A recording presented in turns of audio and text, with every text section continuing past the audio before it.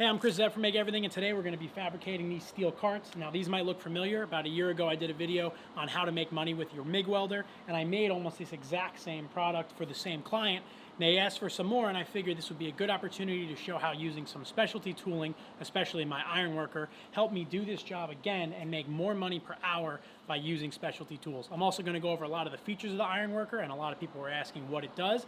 This is a prime example of why you need one in your shop. Let's get into it.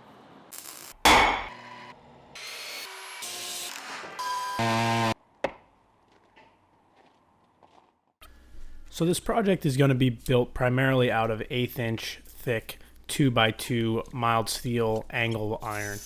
Now the purpose of using the angle is because the ovens are going to be sitting down into it, and the 1/8 inch wall is pretty strong. This is what I used last time. So I get full lengths delivered to the outside of my shop, and then the idea is trying to figure out how to process them the most efficiently.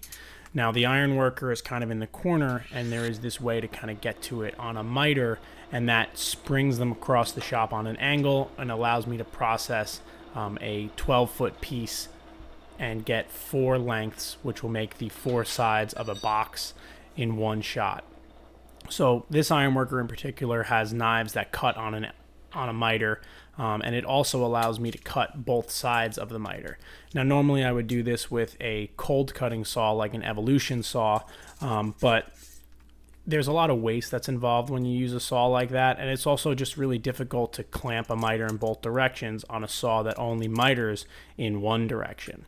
So you can see I'm able to kind of roll this thing over, and I'm able to cut it more efficiently. When I originally did this job, I cut it with the Evolution saw, and it worked out pretty well, but I was looking for a quicker way to do it because when I went to bid it the second time, the pricing needed to stay the same. Materials have gone up. I wanted to get it done faster. I wanted to make more money per hour. That was really the whole point. So when I looked in my shop, I looked around at all the tools that I had. I've got a bunch of different ways to cut metal, and I thought this would be a good opportunity to learn on the Ironworker and kind of put it into my workflow.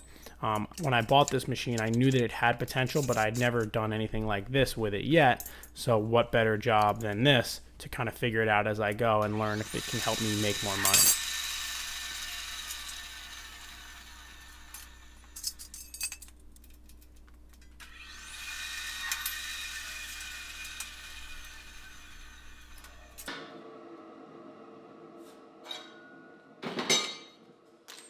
So what I'm doing is I'm cutting my first miter standing up, and then the way this machine works is you flip it over, you flip your angle over, and then you feed that in. And the same clamping position works to clamp the second cut. So I mark out the whole miter so that I can make sure my knives are lined up properly. I tighten down this clamp right here, and then turn the machine on and make the cut. Material drops on the back side.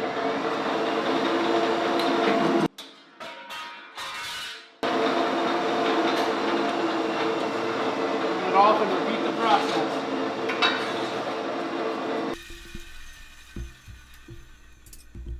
So this works out really quick for me to go ahead and snap this material using the shear blades. Now there's a little bit of kind of figuring out, just making sure that I hit my lines every time, but it's pretty easy to get the hang of.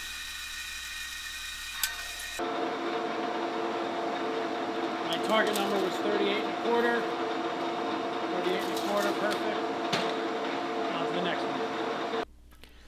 Now here you can see it from the back side of the Ironworker. And I have these kind of Z-shaped blades in there, and this is a petting house 210/11. It's a 38-ton machine, and you can see the way that I'm using both sides of the Z-shaped blade to cut this. Now I could set up a stop system that would keep me from having to measure, but the boxes that I'm making, 2 sides are one size and the other sides are a different size. And what's nice about this is learning how to use the machine without using stops is just helping me understand, where I need to look at my lines, how I need to best figure out where I'm cutting so that I can, use it in the future and make sure that I'm running it accurately.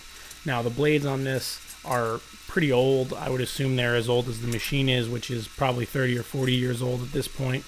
So they're not as sharp as they could be. I am raising a little bit of a burr when I shear that material, but since everything's going to get ground before it gets welded anyway, it's really not a huge deal. And what's nice about a shear, as you can see, is I'm not actually removing the kerf of any material, of any blade. The shear is going to cut it exactly as though you're cutting a piece of paper with a scissor. This material loses nothing when I snap it with the shear blades, and you can see it really is pretty easy and manageable for me to make a cut, push the material in, make a mark, and make another cut. All in all, I'm able to process this whole piece of material, each one of the cart's main frames, in about 7 minutes. And that's really fast. That's much faster than I would have been able to cut opposing miters with any sort of saw that I have in my shop, whether it be a bandsaw, a cold saw, or one of those carbide tipped metal cutting saws. I was really impressed with how quickly I was able to get through those. Okay, so I'm done with all my miter cuts, and now I can make some straight cuts. So if I loosen this, I'll slide this bar over, and now I can orient myself straight with the shear blade. And all these cuts are going to be made straight up and down like this. I just want to square myself up nice, tighten that back up, and then I'll also move this, which is my clamp. So loosen that up. And this is actually going to go up to here. Now I got to crank this thing all the way down, which is kind of a pain. I never cleaned these threads when I restored this machine, so I like to leave this a little loose.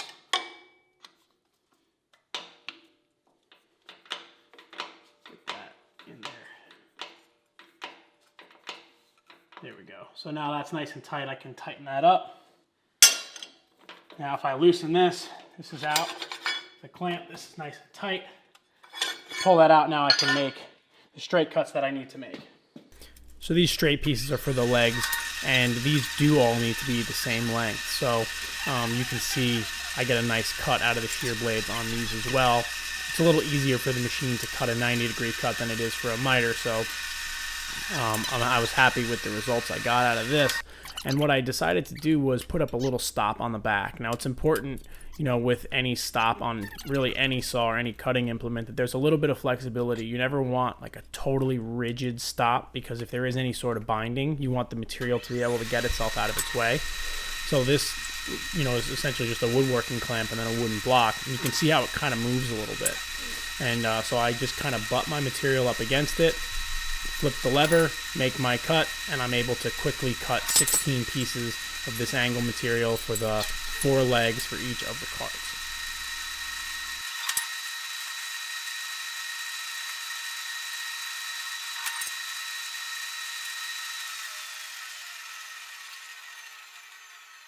Now I've got to cut the flat plates for the wheels.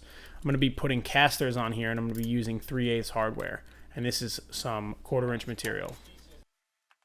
So I need to cut these pieces at 4.5 by 4. And they're already 4 inches wide. So I'm going to cut these at 5. And what it's going to do is it's going to warp the plate. The way these blades are set up, they're just not spaced properly for this thickness of material. They're really set up for a thicker piece. So I'm going to cut them at 5, and then I'm going to cut them back at 4. I've talked to a couple of friends that are familiar with these machines, and it's not super uncommon. I have to cut 16 of these pieces. 16 times 1/2 inch is going to be 8, so I'm going to lose 8 inches of material in waste. And to me, honestly, that's worth it in just the ease of how quickly this is going to go. So what I'm going to do is I'm going to set up a stop block. I'm going to cut all my 5s. Then I'm going to set up another stop block and cut all my 1/2s. And I've already got my square set up along the back. So I'm going to mark this out to 5. I'm going to get my clamp down. And then I'm going to use this block over here. And I'm going to clamp something here so it gets, it registers it, and I can just kind of chop through these, cut all my 5-inch drops.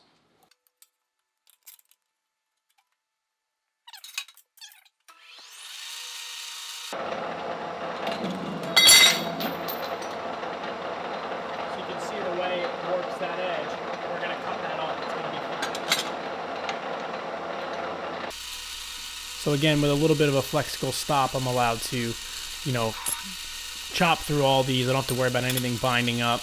And again, this this makes quick work. This is 1/4 inch thick material, and it's cutting it like you would cut paper with a scissor. It's really amazing to see what the mechanical advantage can do on a machine like this. Now, I talked about my blade spacing. Now, for cutting thinner material, because this is considered thinner material for a machine like this, my blades actually should be closer together. So that's something that I'm going to adjust in the future as I learn how to adjust and tune this machine to get exactly what I need out of it.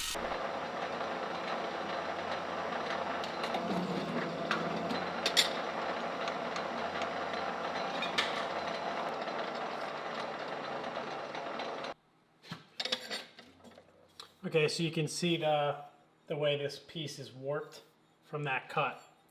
Now, my friend Matt suggested what I should do here is mark these out and just recut them. So these are all 5 inches and they need to be 4.5. So what I'm going to do is mark this one at 4.5. And I'm going to set this in here. Now obviously the machine is off and I've got my square block in the back I can use. Set this one in, put down my clamp. Now I'll move my stop in. I'm going to put my stop on the back side, come to think of it. Okay, so I set up a block on the back side here. Now I can put that in there, put down my clamp, and now you'll see when I make this cut, it's actually going to flatten this plate out.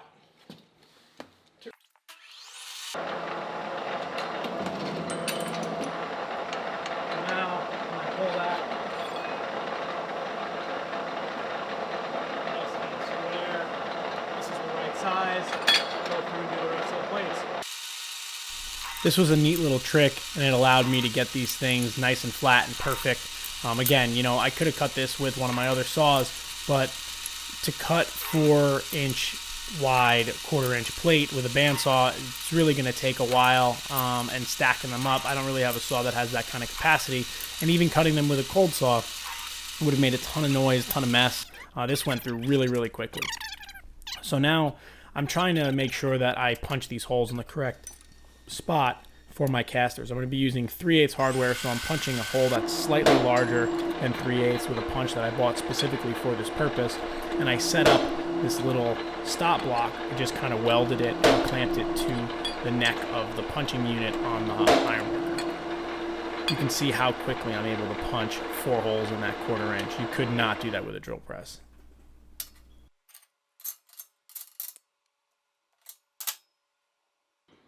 Okay, so now that I tested that out, I can punch the rest of them. So I'm punching and rotating, and this jig seems to be good. I just gotta make sure it doesn't move too much, but I think I'll be all right.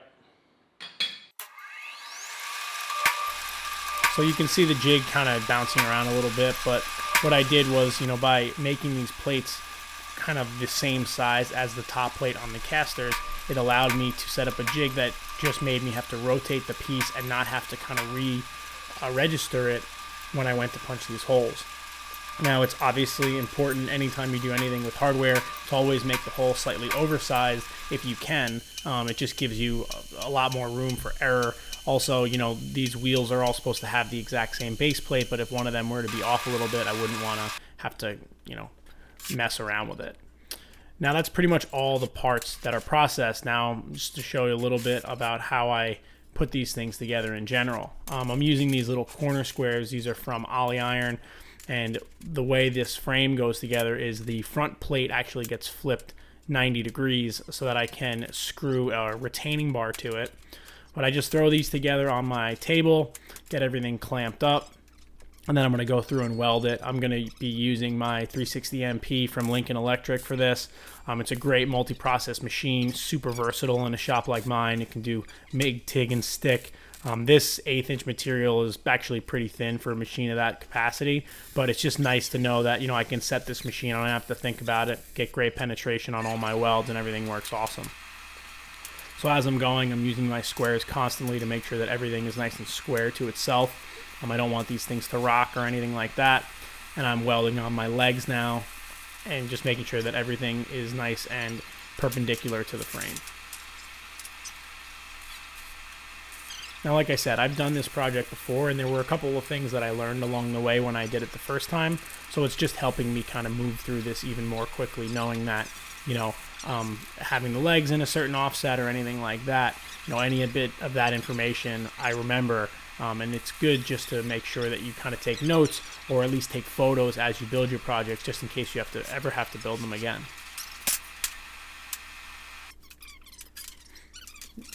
Now, welding on these little base plates, I like to set everything up on the table because I know my table is nice and flat and square. I can tack everything in place, and then allowing the weight of the actual base that I've already made to keep it down, I just weld everything together.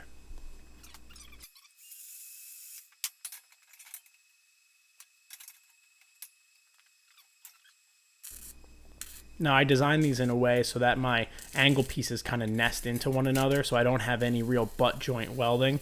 It gives me a really good opportunity to get a lot of welding surfaces, so I can get a lot more penetration and make a really strong bond.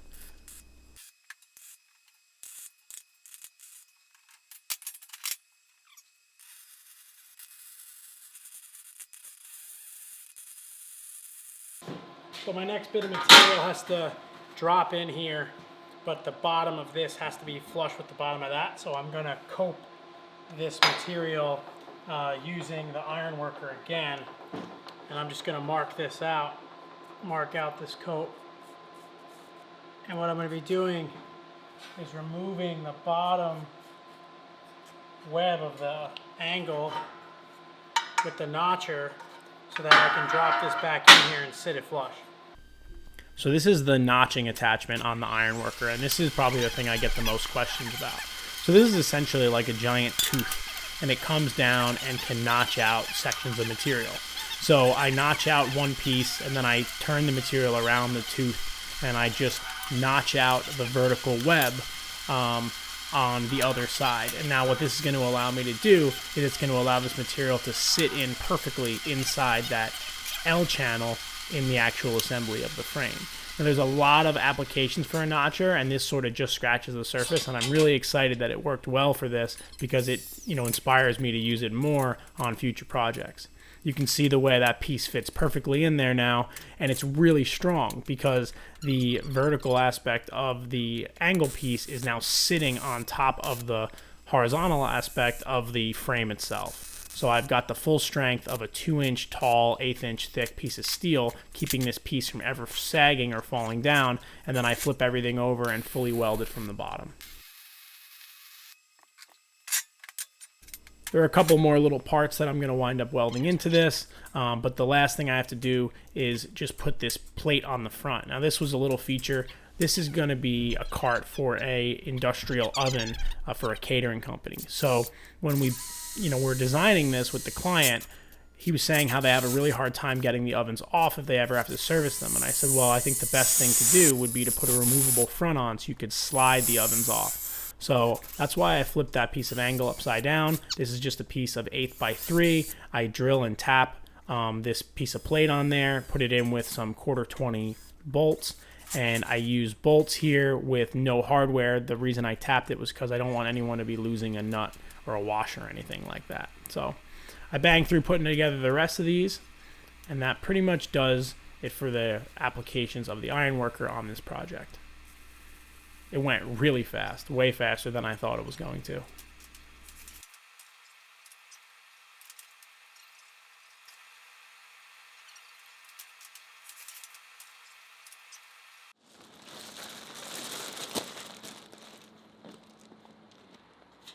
All right, so these are 10-inch solid rubber casters. We put locking casters on the front and straight casters on the back. The last time I built this project, we used pneumatic casters, which were good, but they slowly run out of air. So we went with a little more of a premium here, went with a hard rubber, but they're still big enough that you can easily roll this on gravel, and they'll be kind of still good for all-terrain use, which the client needs. So these are done. So after welding up that last card, I took them outside and I spray painted them with some black Rust-Oleum spray paint. They just basically get like a general coat. And I added the casters using some 3/8 hardware. All my plates wound up working out really well. They roll great and they look great. I'm really happy with how they came out. So when I rebid this job the second time around, the client wanted me to keep the price the same, which I understand. But prices of steel have gone up, prices of casters have gone up. I paid about $80 more per cart as I did last time. But I want to keep the client, and I really appreciate the work, especially in this time when things are a little crazy in the economy. So in order to stay competitive, I thought of ways to be more efficient, and that's where the Ironworker really shines. So I paid $1,500 for this machine, plus figure a couple extra bucks, here and there for some tooling and just cleaning it up. So I easily made that money back on this job. Now, shearing all that angle, there's no way I could have done it as quickly with a bandsaw, a mitering bandsaw, or one of those 14-inch cold cutting saws. There's just no way. I mean, the speed at which I was able to process a 14-foot length in about 7 minutes with opposing miters, there's no way you could beat that. And then with the punching, that's really unmatched. I mean, drill bits are cheap and drill presses are too, but there's just no way I could have drilled 48 holes as quickly as I was able to punch them with this. So obviously, not every shop is kind of conducive to having a machine like this, but when you're trying to do production work, the goal is to make as much money per hour as you possibly can.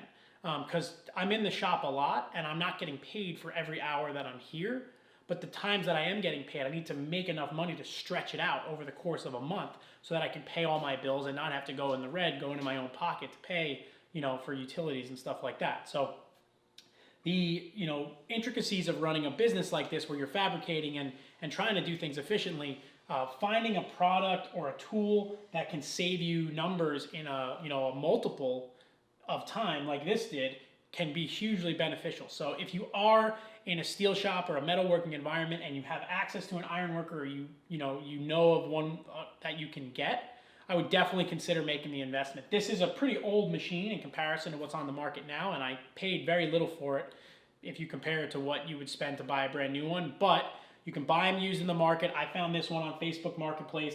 Absolutely, absolutely worth buying. And yeah, it's a great addition to my shop.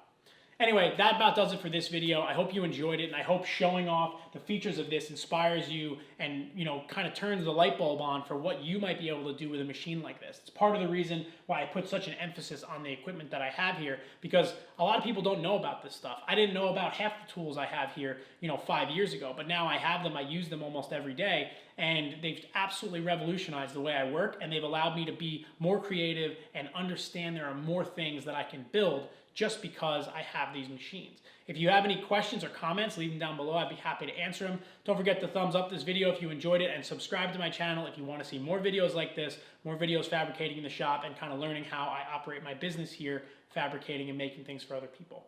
If you want to see what I'm doing on a day-to-day basis, you can follow me here at Make Everything Shop. I post pretty much every day, share a lot of background on what I'm doing. And also, I'm on a new podcast called The Handmade Podcast with my friends Paul Pinto and Derek from Welding. And I'm going to throw a link down there. You can check that out. We're going to be recording episodes, bringing people on, talking about life in the shop and owning our businesses. All three of us have very different businesses, very different business models, but we're all navigating our way through the market, trying to figure out the best ways to make money and enjoy this work that we do. I hope that you'll check it out, and I think you'll enjoy it. Again, I'm Chris Zepp from Make Everything. I hope you enjoyed this video, and I hope to see you on the next one. Thank you. And thank you for making this worthwhile.